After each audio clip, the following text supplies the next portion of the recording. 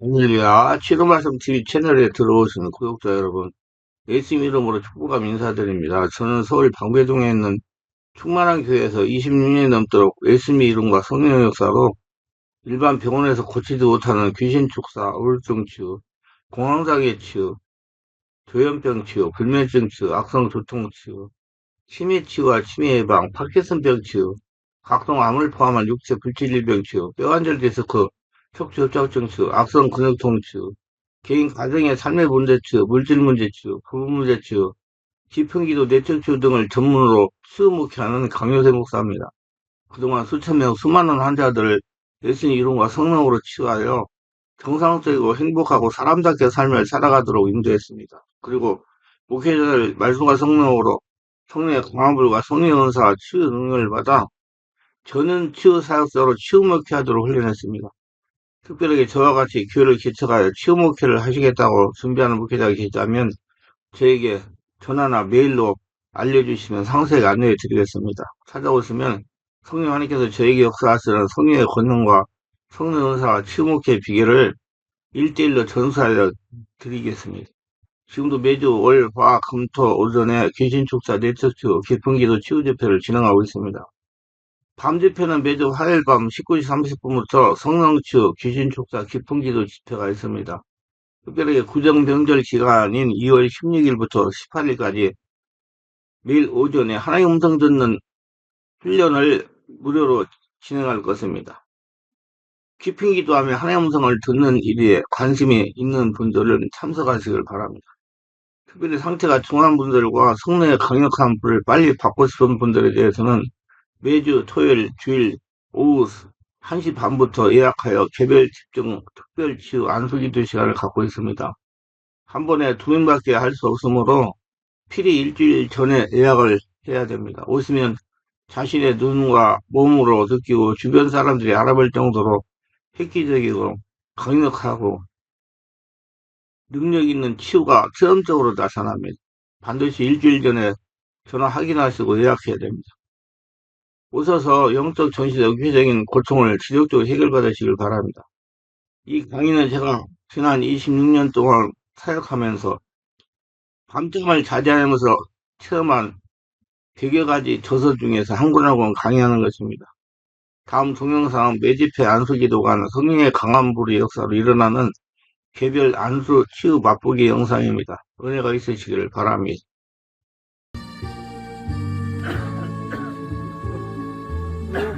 깊이 쉬면 탁하자고 없어질까요?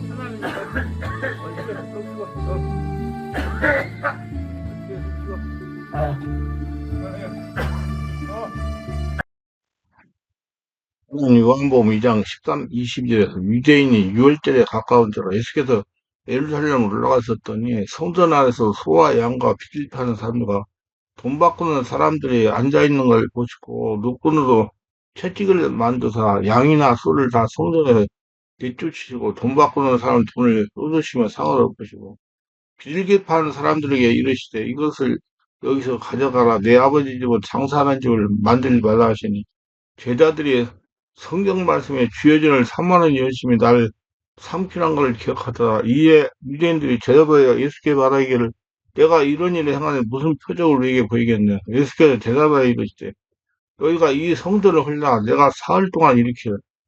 유대인들이 이르되 이 성전은 46년 동안 지었거늘 내가 3일 동안 일으키겠냐 하더라. 그러나 예수는 성전된 자기 육체를 가리켜 말씀하신 것이다. 죽은 자 가운데 살아나신 후에 제자들이 이 말씀하신 것을 기억하고 성경과 예수께서 하신 말씀을 믿었더라. 그럼 마음을 정화하고 강화하는 일은 인간의 노력이나 열심으로 되지 않습니다. 마음에 대한 이론을 많이 안다고 마음을 정비하고 성화하지 못합니다. 마음속의 세계에 대한 외국의 유명한 목사분의 책을 읽었다고 마음이 정비되고 성화하지 못합니다. 우리가 발휘할 것은 자신이 하나님의 살아계신 성전이라는 성전의식을 가져야 된다는 겁니다. 자신이 성전에서 가지고 있지 않거나 이해되지 않으면 절대로 마음이 정비되고 정화되지 못합니다. 마음이 정비되고 정화되는 것은 진리의 말씀과 성령으로 되는 것이기 때문에 사람의 능력이나 지식으로 되지 않습니다. 반드시 성령의 역사가 일어나야 됩니다. 성령 역사 일어나면 성령 세례 받아야 돼요. 성령 세례 받으려고 그러면 성령 세례 받고 목회하는 목회자한테 가야 돼요. 성령 역사가 일어나려면 자신이 주인의 성전이라는 성전의식을 믿어야 합니다. 그래야 하나님의 성령께서 자신 안에서 역사하시어 자신 안에 마음이 형성된 세상과 나담으로 인한 것들과 세상을 살아오면서 받은 상처와 스트레스 다 배우고 터득한 것이 다 성령 역사로 정비되고 중화되어 마음, 지식까지 새로워져서 마음이 가고 편안하게 되는 것입니다. 영적 세계에 대해서 앞에서 설명한 대로 깨달았을 겁니다. 자신 안에 마음 안에 형성된 세상 것, 아담이 인한 것들과 세상이 살아 받은 상처와 스트레스와 다 배우고 터득한 것 뒤 역사는 사천의 악령들이 자동화하고 있을 수가 있는 것입니다. 마음의 상태에 숨어서 있는 4차원의 초인적인 악령들을 반드시 5차원의 초단적인 성령 역사가 일어나야 밀려가는 것입니다. 자연스럽게 알게 되는 것이 자신의 마음이 정비되고 정하는 것은 진리의 말씀과 성령 역사로 되는 것이라는 말입니다. 오늘 본문에 나오는 예수께서 성전이라고 하신 것은 자기 몸 육체를 두고 하신 말씀이었습니다. 이 예수님은 성전이라는 것을 성령으로 깨달아주고 믿어주고 자기 성전으로 살아가야 마음이 정비되고 정화되기 시작하는 겁니다. 근데 진리의 말씀과 성령으로 많이 마음이 정비되고 정화되는 걸 믿고 행할 수가 있는 것입니다. 마음을 정비하고 정화되면 먼저 해야 될 것이 있어요. 예수님 주인으로 영접해야 됩니다. 예수님 주인으로 영접했다면 예배당에다가 예배를 드리면서 뜨겁게 기도해야 됩니다. 기도하다가 성령으로 세례를 체험해야 됩니다. 성령 세례에 대해서는 잘 설명이 될 것입니다. 성령 세례를 받은 다음에 성령으로 불세례받고 성령 충만받아 성령께서 자신이 전인격을 장악하시면서 마음에 형성된 아담의 죄악과 상처와 스트레스, 피유에 따라서 혈통에 역사된 영역의 문제들과 다 배우 터득한 걸 정화하고 강화시키고 정화시키는 것으로 떠나보내는 거예요. 자기 해야 할 일은 자리에서 성령님이 역사할 때로 마음을 열고 기도하는 일입니다. 또한 자신의 마음에 문제가 있을 수 있다고 인정해야 됩니다. 그래야 마음이 열리죠. 우리는 복음과 율법과 삼위일점을 구별할 줄 알아야 됩니다. 이는 예수 믿고 성령의 인도를 받으면서 마음을 정비하고 정화하여 성령 인도를 받으면서 평안하고 행복하고 살아가는 성도들의 기본이 율법과 복음과 삼위일점을 구분하는 거예요. 오늘 본문 말씀에 나오는 복음은 예수님의 성전 정화 사건입니다. 성전을 교회 예배당으로 건물로 지어진 교회로 생각하면 말씀의 비밀을 깨달을 수가 없습니다. 성전은 분명히 예수님의 몸입니다. 지금 예수님 믿고 성령으로 거듭난 우리들이 전형적 영적 정신 우체가 바로 성전입니다. 분명히 하나님은 너희는 너희가 하나님의 성전인 것과 하나님의 성령이 너희 안에 계시는 걸 알지 못하느냐. 그래서 3장 16절에 말씀하기 때문입니다. 예수님은 소와 양과 비둘기 파는 상인들과 돈 바꿔주는 환전상들을 성전에서 쫓아내십니다. 우리의 마음을 진리 말씀과 성령으로 정비하고 정화하신다고 깨닫고 믿으면 족합니다. 그래서 여러분 성령이 여러분 와서 여러분 마음을 정비하는 거예요. 돈 바꿔주는 사람들을 다 돈을 쏟아버리시고 상을 지어보시고 또꾸로 채찍을 휘두르시며 녹이 어린 목소리로 성인들에게 일갈하신가 이것을 거둬치워라. 내 아버지의 집을 장사하는 집으로 만들지 말아라. 요한복음 2장 16절. 아버지의 집은 성전된 예수님, 즉 성령으로 겁난 우리의 몸을 말하는 겁니다.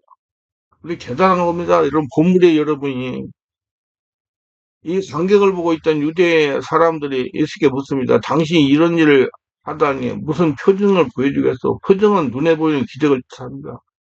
아무리 말도 유대인들은 기적을 구합니다. 종교인들은 전형적인 욕망입니다. 예수를 사흘 만에 다시 세우겠다 했으니 성전을 허물라고 말씀하십니다. 아, 그럴 수가 있다면 그건 놀라운 기적이 또 있을까요? 유대 사람들은 기가 막히게 하면서 기대감을 품고 반문합니다. 46년 걸려 지은 성전을 사흘 만에 다시 세우겠다고 독자들도 같은 물음을 제기하라고 짐작했는지 복음서 저자는 재빨리 이런 설명을 덧붙입니다. 예수께서 성전을 하신 것은 예수님 자신의 몸을 두고 하신 말씀이었습니다. 지금은 성령 충만은 우리의 몸을 가리킵니다. 우리가 성전입니다. 이게 우리가 건물이에요.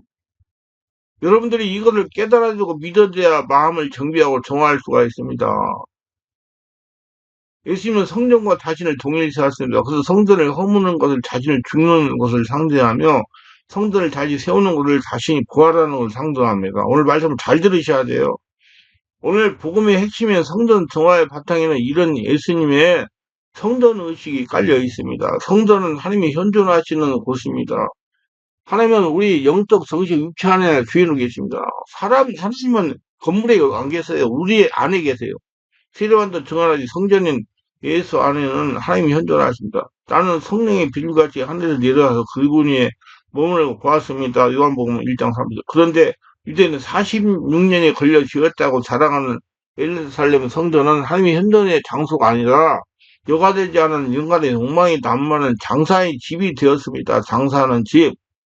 그 주님의 집을 생각하는 열정이 예수를 삼켰고 예수님은 성전 정화 채찍을 휘두르지 않을 수가 없었고 그게 자꾸 보이는 성전만 중요시하고 진짜 성전은 예수님을 천국시했다는 얘기예요. 여러분 다 마찬가지일 거야 지금.